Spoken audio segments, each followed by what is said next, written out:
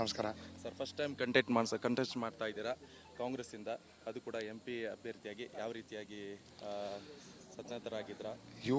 ನಿರೀಕ್ಷೆ ಯಾವ ರೀತಿ? ಯುವ ಶಕ್ತಿ ನಮ್ಮ ದೇಶದ ಶಕ್ತಿ. ಇವಾಗ ಯುವಕರು ಬೆಂಬಲ ನೀಡಿ, ನಮ್ಮೆಲ್ಲ ಹಿರಿಯ ನಾಯಕರುಗಳು ಬೆಂಬಲ ನೀಡಿ, ಕಾಂಗ್ರೆಸ್ ಪಕ್ಷದ ಪ್ರತಿಯೊಬ್ಬರು ಶಾಸಕರು, ಇನ್ಚಾರ್ಜ್ ಮಿನಿಸ್ಟರ್ಗಳು, ಎಲ್ಲ ನಮ್ಮ ನಾಯಕರು, ಸ್ಥಳೀಯ ನಾಯಕರು, DCC BCC ಎಲ್ಲರೂ ಯುವಕರಿಗೆ ಒಂದು ಅವಕಾಶ ಕೊಡಬೇಕು ಅಂತ ಮನಸ್ಸಲ್ಲಿ ಇತ್ತು.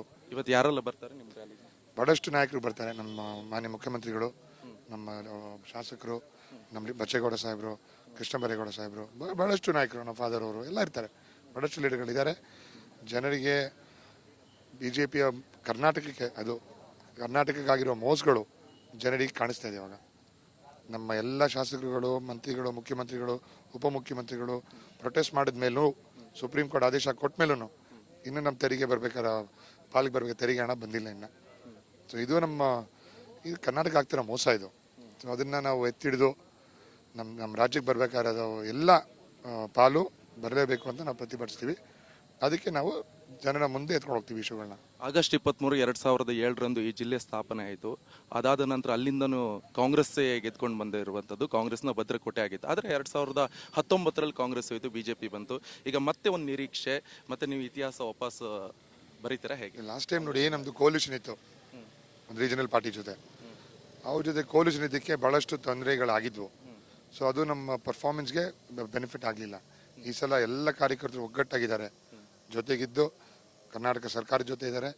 ದೇಶದ ಹಿತಕ್ಕಾಗಿ, ನಮ್ಮ ರಕ್ಷಣೆಗಾಗಿ ಡಿಸಿಷನ್ಗಳು ಎತ್ಕೊಂತಾರೆ ಜನ. ಈ ಜನರಿಗೆ ಏನು ಭರವಸೆ ಕೊಡ್ತೀರಾ ಸರ್? ಭರವಸೆಗಳು ಇವಾಗ ಗ್ಯಾರಂಟಿಗಳಾಗಲಿ ಇದೆ, ರಾಜ್ಯ ಸರ್ಕಾರದ್ದು, ಕೇಂದ್ರ ಸರ್ಕಾರದ್ದು ಬೇರೆ ಬೇರೆ ಭರವಸೆಗಳಿದೆ.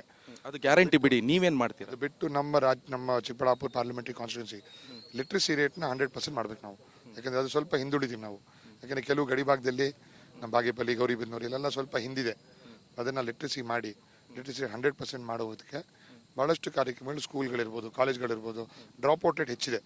ಅದನ್ನು ಕೌನ್ಸಿಲಿಂಗ್ ಮುಖಾಂತರ ಈ ಕಾರ್ಯಕ್ರಮ ರೆಡಿ ಮಾಡ್ಕೊಂಡು ಹೋಗ್ಬೇಕು ನಾವು. ಈಗ ನಿಮ್ಮ ಎದುರಾಳಿ ಅಭ್ಯರ್ಥಿ ಡಾಕ್ಟರ್ ಕೆ ಸುಧಾಕರ್ ಹೇಳೋದು, ಅವ್ರು ಇಲ್ಲಿನವರಲ್ಲ, ಅವರು ಬೆಂಗಳೂರಿನವರು, ಅವ್ರು ಇಲ್ಲಿ ನಿಂತ್ಕೊಂಡು ಇದು ಮಾಡ್ತಿದ್ದಾರೆ, ಬಟ್ ಅವ್ರಿಗೆ ಓಟ್ ಹಾಕಬೇಡಿ ಅಂತ ಹೇಳ್ತಿದ್ದಾರೆ. ಅದು ಅವ್ರದ್ದು ಒಂದು ವ್ಯವಸ್ಥೆ, ಅವ್ರದ್ದು ಅಂಡರ್ಸ್ಟ್ಯಾಂಡಿಂಗ್. ಅದು ಸದಾಶಿವನಗರ ಚಿಕ್ಕಬಳ್ಳಾಪುರಲ್ಲಿದೆ ಅಂತ ನನಗೂ ಗೊತ್ತಿರಲಿಲ್ಲ. ಅದು ಕೇಳಬೇಕು ಅವ್ರನ್ನ, ಸದಾಶಿವನಗರ ಯಾವಾಗ ಶಿಫ್ಟ್ ಆಯಿತು ಅಂತ ಅದನ್ನು ಕೇಳ್ಕೊಂಡು ನೀವು ಹೇಳಬೇಕು. ಯಾಕಂದರೆ ಕಾಟಾಚಾರಿ ಕೇಳೋದು ಈಸಿ, ಆದರೆ ಸಬ್ಸ್ಟೆನ್ಸ್ ಇಟ್ಕೊಂಡು ತೂಕದಲ್ಲಿ ಮಾತಾಡಬೇಕು. ಅಂದರೆ ಈ ಸಲ ನಿಮಗೆ ನಿರೀಕ್ಷೆ ಇದೆ ಗೆಲ್ತೀನಿ ಅನ್ನೋದು? ಎಷ್ಟು ಲೀಡಲ್ಲಿ ಗೆಲ್ಬೋದು? ನಮ್ಮ ಜನರ ಆಶೀರ್ವಾದ, ನಮ್ಮ ದೇವರ ಆಶೀರ್ವಾದ ಎಲ್ಲ ಇದೆ. ಉನ್ನತ ಒಂದು ನಂಬರಲ್ಲಿ ನಾವು ಬರ್ತೀವಿ ಅಂತ ನಂಬಿಕೆ ಇದೆ. ಈಗ ಚಿಕ್ಕಬಳ್ಳಾಪುರದಲ್ಲಿ ಲೀಡರ್ಸ್ ಎಲ್ಲ ಒಂದಿಷ್ಟು ಜನ ಮುನ್ನಿಸ್ಕೊಂಡಿದ್ದಾರೆ, ಅದು ಕೂಡ ಮೊಯ್ಲಿ ಅವರು ಕೂಡ, ಅದೆಲ್ಲ ಬಂಡಾಯ ಶಮನ ಬರ್ತಾ ಇದ್ದಾರೆ. ಇವತ್ತು ಎಲ್ಲ ಬಹಳಷ್ಟು ನಾಯಕರುಗಳು ಬರ್ತಾ ಇದ್ದಾರೆ. ಅವೆಲ್ಲ ಹೂವಾಪೂವಗಳಷ್ಟೇ, ಯಾವುದ್ರಲ್ಲೂ ಸಬ್ಸ್ಟೆನ್ಸ್ ಇಲ್ಲ, ಮ್ಯಾಟ್ರ್ ಇಲ್ಲ. ಅದರಲ್ಲಿ ಜನರ ರೆಸ್ಪಾನ್ಸ್ ಒಳ್ಳೆ ಇದೆ ಬಹಳಷ್ಟು. ನಿನ್ನೆ ದೊಡ್ಡಬಳ್ಳಾಪುರ, ಹೊಸಕೋಟೆ ಮಾಡಿದ್ವಿ, ಮೊನ್ನೆ ನೆಲಮಂಗಲ, ಯಲಹಂಕ ಮಾಡಿದ್ದೀವಿ. ಎಲ್ಲ ಕಡೆ ನೂರಾರು ಜನ JDS ಕಾರ್ಯಕರ್ತರು, BJP ಕಾರ್ಯಕರ್ತರು ಸೇರ್ಪಡೆಗಳು ಮಾಡ್ತಿದ್ದಾರೆ. ಚಿಕ್ಕಬಳ್ಳಾಪುರದಲ್ಲೂ ಭಾಳಷ್ಟು ನಾಯಕರುಗಳು ಸೇರ್ಪಡೆ ಮಾಡ್ಕೊತಾ ಇದ್ದಾರೆ. ಅವ್ರಿಗೆ ಜನಪರವಾಗಿರೋ ಪಕ್ಷ ಅಂದರೆ ಕಾಂಗ್ರೆಸ್ ಪಕ್ಷ ಅಂತ ಯಾರಿಗೆ ಗೊತ್ತಿದೆ. ಎಲ್ಲ ವರ್ಗದ ಜನರ ಜೊತೆಗೆ, ಒಂದೇ ಕಮ್ಯುನಿಟಿ, ಕಾಸ್ಟು, ರಿಲಿಜನ್ನು ಇಲ್ಲ ಸೋಷಿಯಲ್ ಸ್ಟೇಟಸ್ ಬಗ್ಗೆ ಹೋಗಲ್ಲ ನಾವು ಶ್ರೀಮಂತರ ಪಕ್ಷ ಅಲ್ಲ. ನಾವು ಎಲ್ಲ ವರ್ಗದ ಜನರ ಜೊತೆ ಇರುವಂಥ ಪಕ್ಷ. ಈಗ ನರೇಂದ್ರ ಮೋದಿ ಅವರು ಕೂಡ ಕ್ಯಾಂಪೇನಿಗೆ ಬರ್ತಾ ಇದ್ದಾರೆ, ನಿಮ್ಗೆ ಅದು ಎಷ್ಟು ಮಟ್ಟಿಗೆ ಎಫೆಕ್ಟ್ ಆಗುತ್ತಾ? 23 ಎಲೆಕ್ಷನ್ನಲ್ಲಿ 22 ಸಲ ಬಂದಿದ್ದಾರೆ ಕರ್ನಾಟಕಕ್ಕೆ. ರಿಸಲ್ಟ್ ಏನಾಯ್ತು? ಸೊ ಜನ ಗ್ರೌಂಡ್ ಲೆವೆಲಲ್ಲಿ ರಿಯಾಲಿಟಿಲಿ ಬೇಸತ್ತು ಹೋಗಿದ್ದಾರೆ. ಪೆಟ್ರೋಲ್ ರೇಟ್ಗಳು ನೋಡಿ, ಗ್ಯಾಸ್ ರೇಟ್ ನೋಡಿ, ಗೊಬ್ಬರದ ರೇಟ್ಗಳು ನೋಡಿ, ಮೊಸರು ಮೇಲೆ GST, ಉಪ್ಪು ಮೇಲೆ GST, ಇರೋ ಬರೋದ್ರ ಮೇಲೆಲ್ಲ GST. ರೈತರಿಗೆ ಹೊಟ್ಟೆ ಹೊಡಿತಾ ಇದ್ದಾರೆ. ಕಾಂಗ್ರೆಸ್ ಬಂದರೆ ಈಗ ಅದೆಲ್ಲ ಕಡಿಮೆ ಮಾಡ್ತೀರಾ? ನಾವು ಪ್ರಣಾಳಿಕೆ ಹೇಳಿದ್ದೀವಿ, GST ಪ್ರತಿಯೊಂದು GST ತೆಗೆದಾಕ್ಬಿಡ್ತೀವಿ. ರೈತರ ಇರೋ GSTನ ಎಲ್ಲ ಪದಾರ್ಥದ ಮೇಲೆ ಇರೋ GST ತೆಗೆದಾಕ್ತೀವಿ. ನಾವು 100% ವಿನ್ ಆಗ್ತೀರಿ ಅನ್ನೋ ಕಾನ್ಫಿಡೆನ್ಸ್ ಇದೆ. 100%.